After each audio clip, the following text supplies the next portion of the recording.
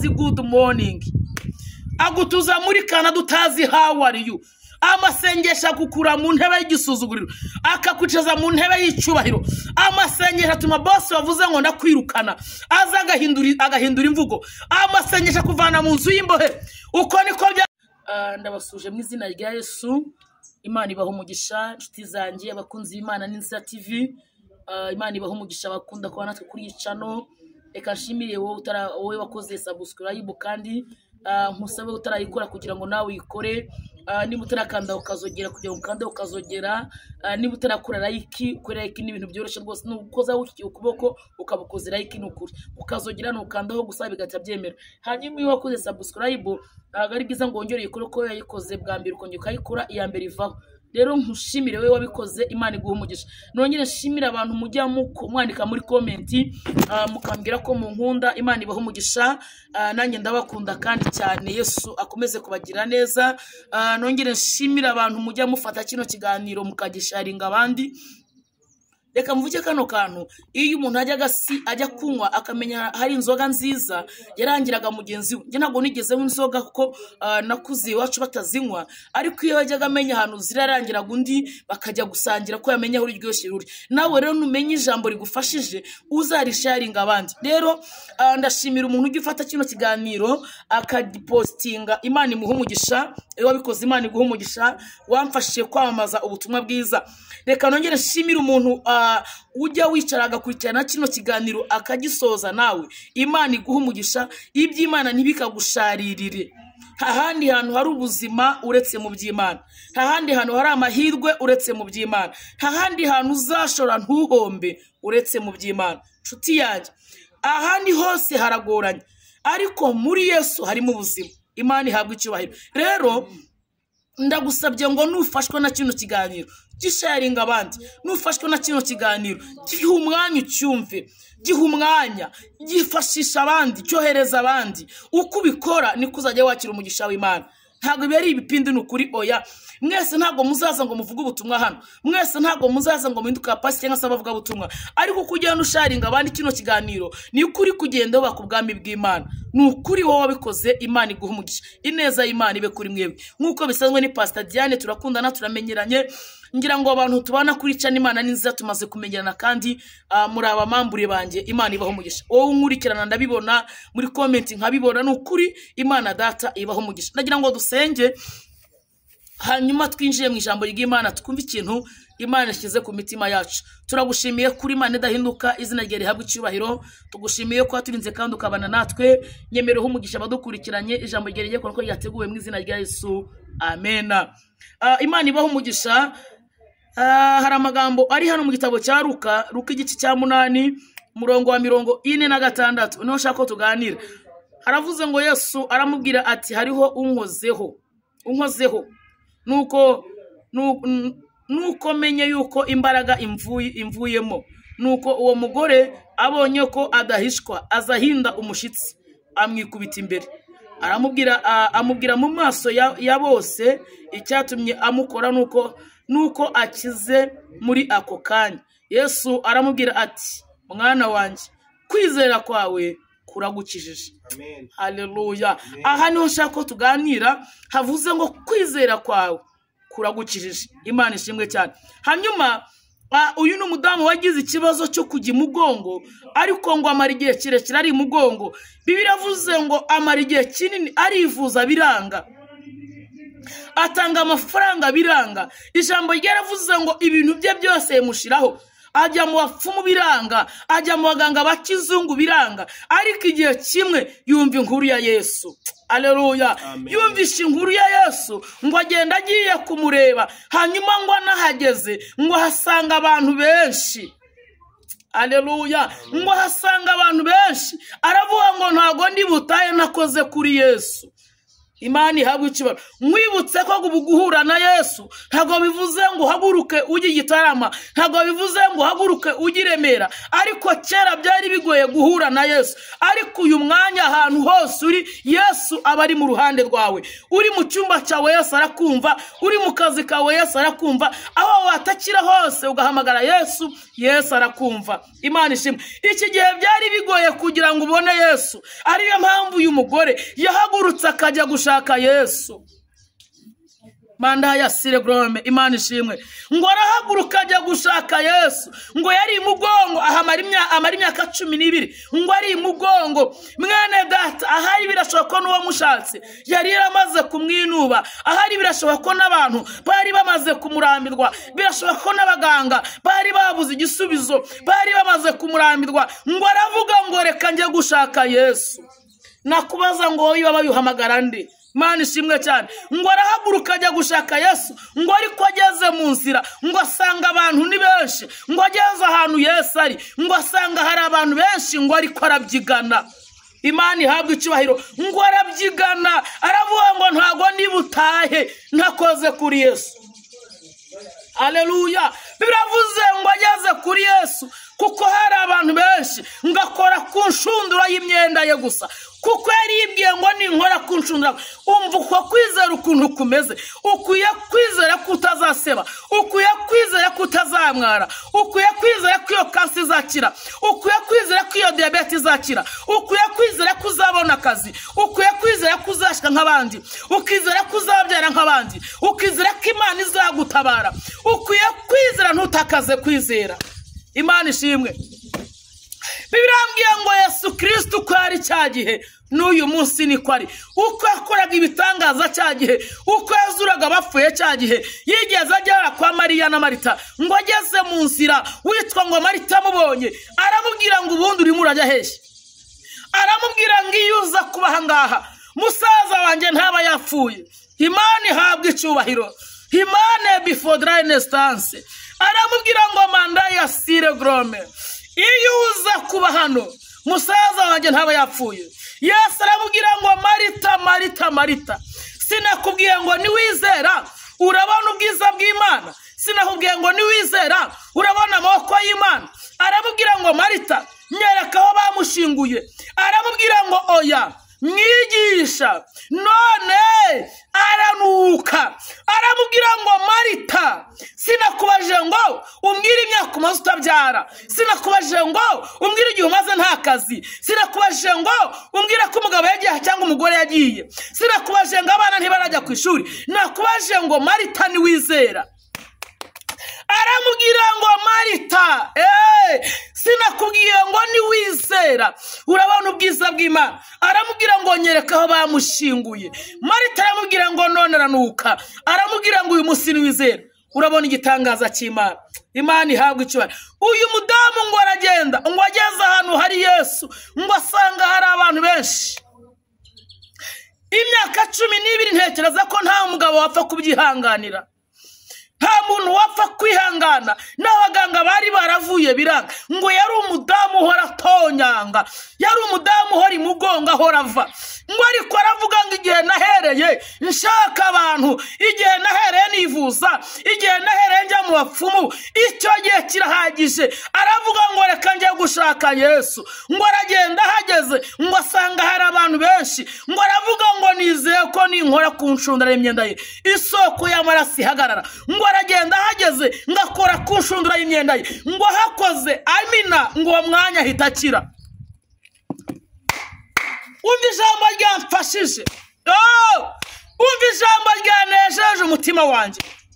Ngo Yesu ahita amenya ko imbaraga imuvuyemo. Ngo aravuga ngo menye ko hari umuntu nkozeho. Ukwiye guhamagara Yesu kugeza igihe agutabaye.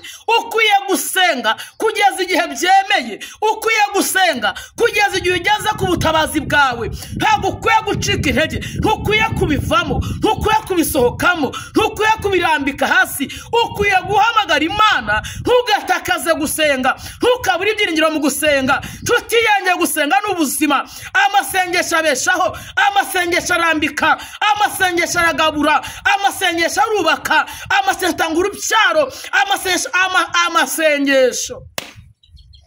Nkunda kuvuga ngo agutuza muri Amerika utagendekeye Yosefu ngo ageze mu nzu y'imbohe ngo arasenga. Mana ishimwe, igihe cyo gupfa ahinduka uwa kabiri kuri Farawo. Izo ni imbaraga z'amasengesho.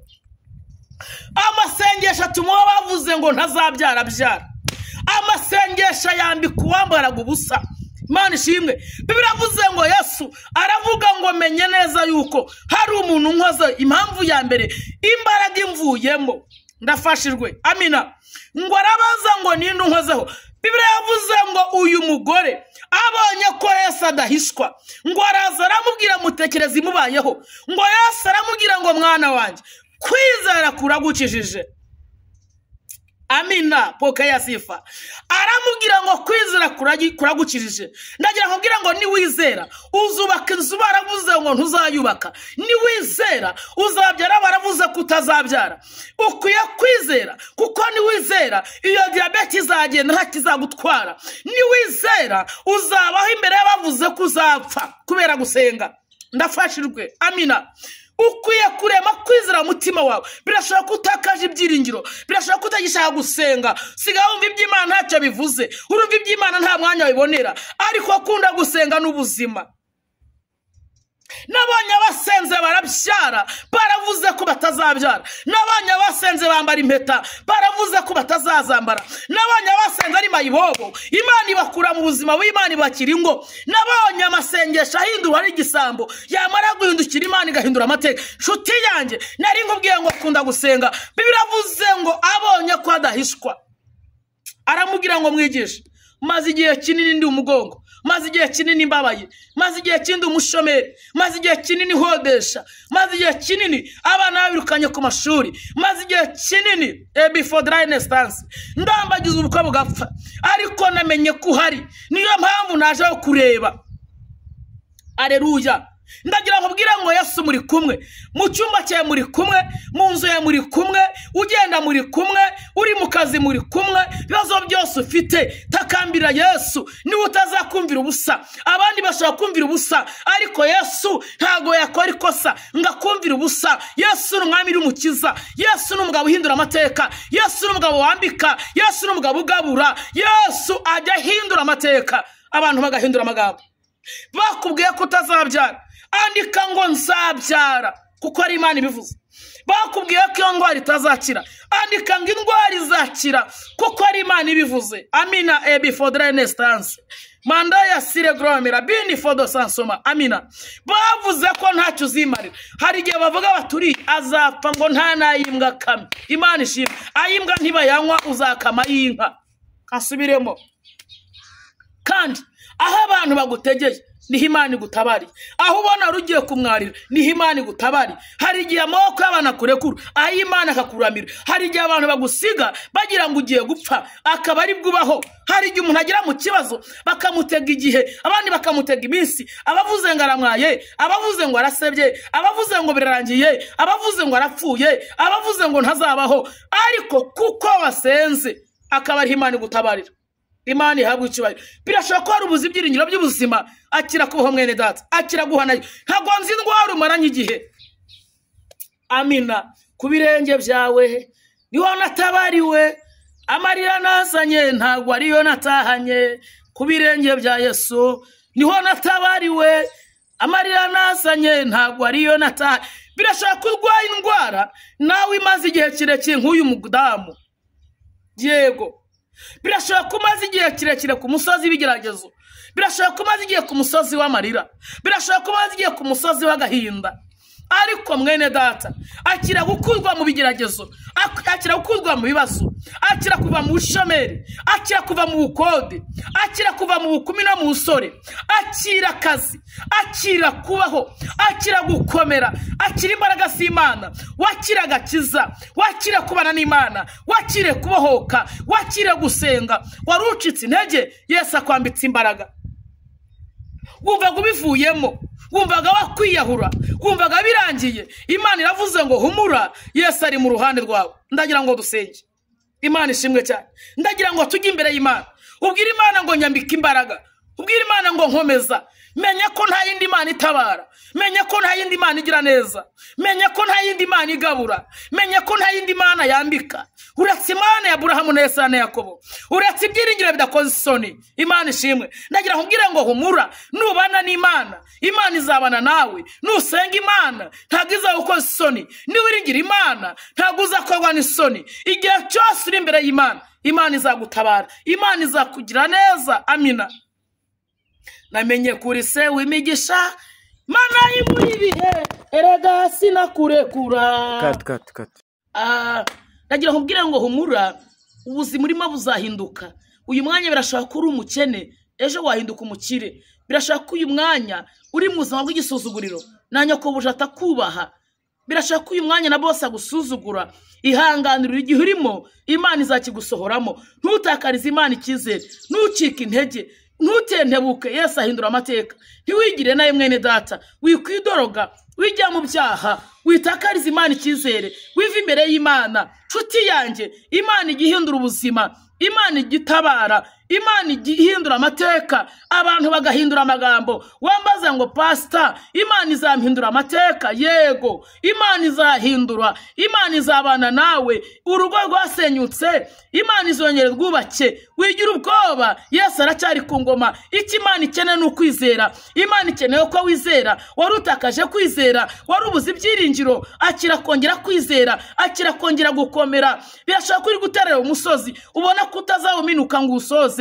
Ariko humura, hari mareka w'Imana ugufashe muri urwo rugendo. Hari imbaraga z'Imana zije mu buzima bwawe. Imana imaze iminsi imbwira ngo hari abantu bafite ubwoba, bari kuvuga ngo ndabona ngiye guseba, ndabona ko birangiye, ndabona ko nta buzima. Nukuri Imana irambwiye ngo ntago ugisebye, Imana irambwiye ngo ntago ugikozwe n'isoni, Imana irambwiye ngo aho warusebeye niho Imana igutabariye, aho wabonaga umwariye niho Imana igutabariye. Bavuze ko utazabyara, ndakuraho igiye kubyara babireba. Bavuze ko utazubaka, ugiye kubaka babireba. Uwo mugabo wagutaye, Imana igiye kumugarura. Umugore wakwanze, Imana igiye kumugarura. Akasatani yakunyaze kajya kugaruka. Nukuri humura, Imana igiye kunyuranya ibishya. Dogiteri yaravuze ngo ntago iyo ndwara izakira. Nukuri kose Imana igiye gukiza, Imana igiye gutabara, Imana igiye kurengera, Imana igiye kurwanirira. Ndagira ngo wongere wakira imbaraga, ndagira ngo wongere ukomere, ndagira ngo wongere upfuka, umenye guhamagara Imana, menya guhamagara Yesu. Haleluya. Menya guhamagara Yesu, menya kubana n'Imana. Nukuri kose reka nsubiremo, ibyaha ntacyo bimaze, ibyaha byica umubiri n'ubugingo, ariko kubana n'Imana bigira umumaro. Bigira umumaro. Niba hari ikintu cya mbere kibabaje ni ugukorera Satani. Satani ahemba nabi, ariko Yesu ahemba neza. Nta wamukoreye ngo akorwe n'isoni, nta wamukoreye ngo yikorere amaboko, nta wamukoreye. Dawidi yavuze ijambo rikomeye, aravuga ngo nari umusore ndashaje, sindabona umukiranutsi yaretswe ngo cyangwa urubyaro rwe rusabirize. Hari igihe umuntu agera mu gihe, kandi igihe ntiwagihindura. Imana niyo izigakuraho igihe.